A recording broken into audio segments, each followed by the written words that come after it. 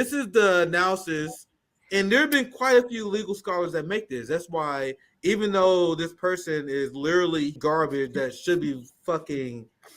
Actually, I gotta be careful. I'm on YouTube. I gotta be careful. Fucking garbage piece of shit out of Dershowitz here. But he's saying something that, and the reason why I can play him is because he hates Trump.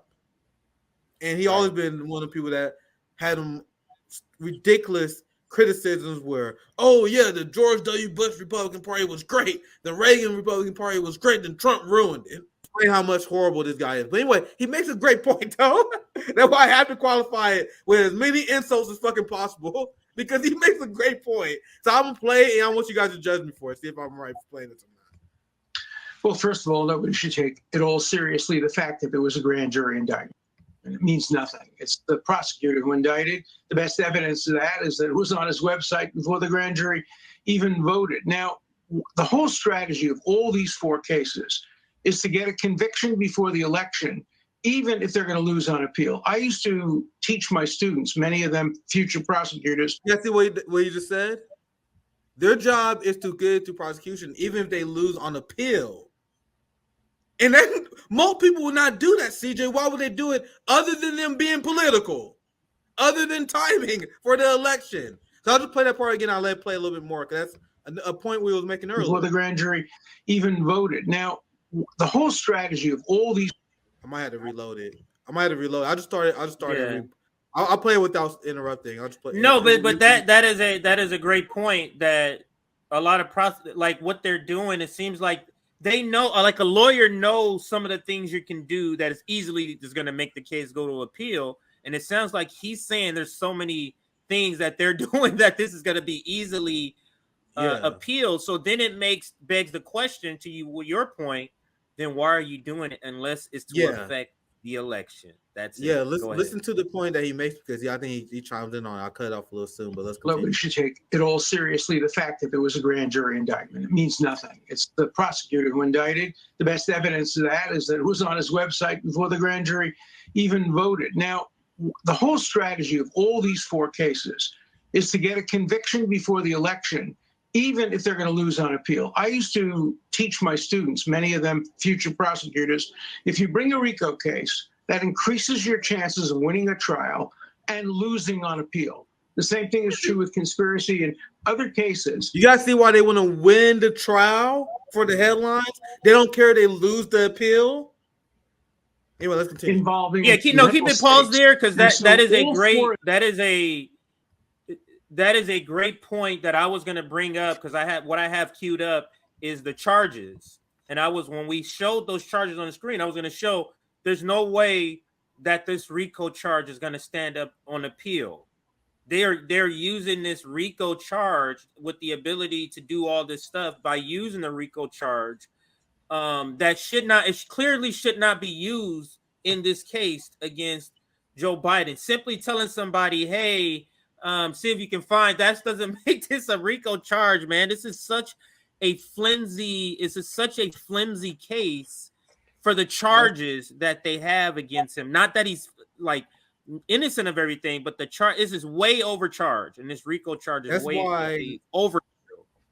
That's why neocon Democrat propagandists like Alan Dershowitz, even he, because he know law, is like, you guys are kind of fucking up here. Because you gotta be honest, if you want to maintain some credibility in some sort of avenue, some lane that he's staying in, right? But anyway, I let it continue, because his once again, he's garbage, but he knows law, and he's explaining this in a very good way. If you bring a RICO case, that increases your chances of winning a trial and losing on appeal. The same thing is true with conspiracy and other cases involving mental states. And so all four of these cases are designed to get quick convictions in jurisdictions that are heavily loaded against Donald Trump. Yep. And these prosecutors don't care as much as prosecutors generally do about having the convictions reversed on appeal, because that will happen after the... You guys see what he's describing here? Alan Dershowitz hates Trump, but he knows law. He understands the situation. CJ, JB, you don't think there's not a lot of... You don't think there's lawyers and people who generally follow law who don't know this? who don't understand this stuff, and then it may be Democrat partisan and they're forced to go along because they can't call out this obvious nonsense that anyone can point out. Hey, and you bring up how the deck is stacked against Trump in Georgia, the shady mechanisms they are using to get the prosecution. Everyone sees this, and everyone in the ruling class who got fancy professional managerial class degrees, who pretending they can't see it, but RBN, we're a bunch of college dropouts and shit. We can see this, but they want Morning Joe Scarborough on their channel want us to believe that they can't see this. A perfect example of this is that, and I saw this, maybe it was on Garland Nixon too. Why is a county prosecutor charging a sitting president, or I'm sorry, a former president? Why isn't the Georgia State Attorney General running this case? This doesn't make any sense. A county prosecutor? This is a county. This is like LA County is one county. You get what I'm saying? Like, just think of the county. You're in a county. There's multiple counties surrounding you. You're just gonna zero in on a county. Like, a county prosecutor doesn't even prosecute state cases. They prosecute things that happen just in this. But I was also hearing the case actually may be moved. That Trump is likely to request the case be moved to Washington D.C. with the motion being, these crimes that I'm alleged of happened when I was a resident of 1600 Pennsylvania, Washington D.C. So they're going to try to move this out, but go ahead with the video, Nick. Because I'm not going to play the whole Fox News clip. I'm just going to play Alan Dershowitz breakdown, and then some Fox and the Fox head come on and say, "Oh, you're so amazing," essentially. So. Yeah, but this video not long. It's only his part is only about 2 minutes. I'm not going to play the whole clip. I just want to play Alan Dershowitz breakdown. Teach my students, many of them future prosecutors, if you bring a RICO case, that increases your chances of winning a trial and losing on appeal. The same thing is true with conspiracy and other cases involving mental states. And so all four of these cases are designed to get quick convictions in jurisdictions that are heavily loaded against Donald Trump. And these prosecutors don't care as much as prosecutors generally do about having the convictions reversed on appeal, because that will happen after the election, which only goes to prove what I've been arguing now for months. If you're going after the man who's running against your incumbent president, you would darn well better have the strongest case possible. Yes. And these are among the four, at least three of them, three weakest cases I've ever seen against any candidate. We don't know about the fourth, but it seems like it's very much like the DC case. And if you're going after the man running for president against your person, you have to have the strongest case. Otherwise, it becomes a banana republic. Anybody can prosecute anybody. And we're opening the door to prosecution of Democrats by Republicans, Republicans by Democrats. It's what Alexander Hamilton wrote in the Federalist is the most dangerous threat to democracy. And we're seeing it unfold in front of our eyes. I think that's all we got to hear. You guys see what he says here? You see how he's not saying it on our behalf?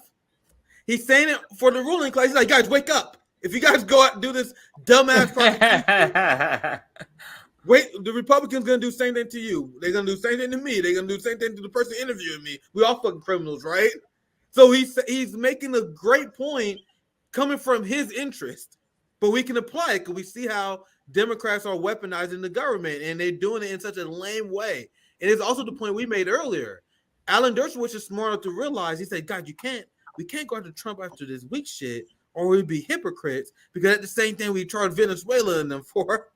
That's what we charge other countries for doing, right? He said, we go after these people for weak stuff, and make it seem like we're a banana Republican, make it look bad. So Alan Dershowitz, a liberal Democrat, a standard neocon, is smart enough to realize that the Democrat liberal strategy is making them look like open, dumbass hypocrites. The prosecution and the people who have Trump derangement syndrome are so ridiculous. Even people like Alan Dershowitz and liberal people who know the law are backing away because they're like, yo, I don't fuck with Trump. I'm all down for Trump derangement syndrome. But this shit is dumb. I can't go down with this stupid shit. like the same way a lot of smart leftists like us and many others was like, we don't like Trump, but as soon as you guys start Russiagate, like, I don't fuck with that shit. Even though I don't like Trump, I ain't gonna go down like that. That's essentially what Alan Dershowitz is doing with this case. I'm all down for him Trump. I ain't going down like this. This is horrible look for us. But and I think any of these lawyers who are a part of these cases, they know these cases are going to be easily overturned on appeal, and that's not the point, though. The point is to get him out of contention for the election. Oh, let me bring up this here just so we can see some of the charges here. Good old boy over at the Rational National has it on the screen on one of his videos here, and I'm going to read. It says the latest Trump indictment is out, and it's a blockbuster. Let's start with the number, shall we? A jury in Fulton County, Georgia, returned an indictment that has 19 defendants, including the former president of the United States and 6 lawyers in his orbit, including Rudy Giuliani, 41 criminal counts across all defendants. So that's not 41 just for Donald Trump. It's all defendants, 41. 13 criminal counts against the former president himself. So he has 13. 8 types of manners and methods used to further a criminal enterprise, and 161 overt acts of racketeering activity. Now, there's another slide here he's going to get to. Let me let it play just a couple seconds so he gets to the next slide here. Racketeering activity. So they have used, as you're going to see here, here, Trump charges. 1, violation of Georgia's RICO Act, solicitation of violation of oath of public office, conspiracy to commit impersonating a public officer, conspiracy to commit forgery in the first degree, conspiracy to commit false statements and writings, conspiracy to commit filing false documents, conspiracy to commit forgery in the first degree. So and it goes on. We can't see the rest of the charges in this frame, but it goes on with along the same sort of lines with the type of charges for the former President Donald Trump, and it's 13 charges.